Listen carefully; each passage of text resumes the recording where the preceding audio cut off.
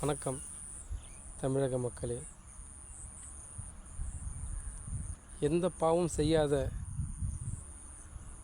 தன் தலைவன் மீது பற்று கொண்டு அவன் முகத்தை பார்ப்பதாக சென்று கொண்டிருந்த ஒரு கூட்டம் நடுவில் திமுகவின் கயவர்கள்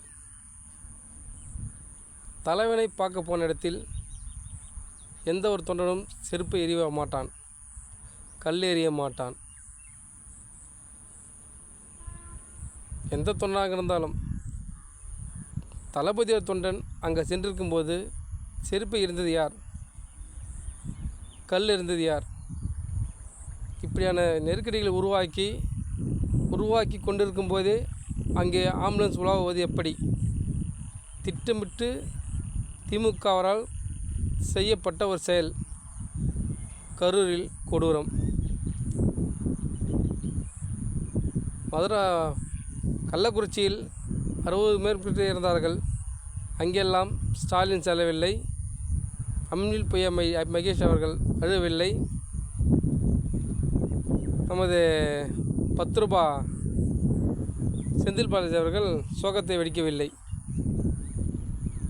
நமது தார்மீக அப்பா அவர்கள் சென்று கூட பார்க்கவில்லை.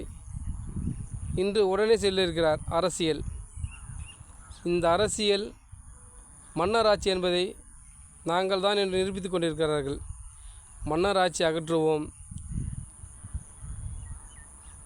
தமிழக மக்களே, இனியும் நீங்கள் திருந்தவில்லை என்றால் உங்களை காப்பாற்ற முடியாது. ஒருவரை எதிர்க்க 40 பேர் பலியிடப்பட்டுள்ளார்கள். தளபதி விஜயை எதிர்க்க மட்டுமே. இன்னும் அவர் சுற்றுப்பயணம் மேற்கொள்ள எத்தனை பேர் இவர்கள் பழி வாங்குவார்கள்? விஜய் எதிர்க்க மட்டுமே மக்கள் பலியாக்கப்படுகிறார்கள். ஆகவே தயவு செய்து சிந்தியுங்கள். தளபதி விஜய் பக்கம் உண்மை உள்ளது, நேர்மை உள்ளது. நாங்கள் எதிர்க்கிறோம் என்பது ஒரே காரணத்திற்காக 40 உயிரை காவு கொண்டு விட்டார்கள். கரூர் மக்கள் புரிந்துவிட்டார்கள். இன்னும் இருக்கும் பல நம் தமிழக மக்கள் புரிந்து கொண்டு 2026 தக்க பதிலடி கொடுக்க வேண்டும் என்று உங்கள் பாதங்களை தொட்டு பணிவன்புடன் கேட்டுக்கொள்கிறோம். இதற்கிடையில் திராவிட கழகத்தின் ஜால்ராக்கள், கூட்டணி கட்சிக்காரர்கள்,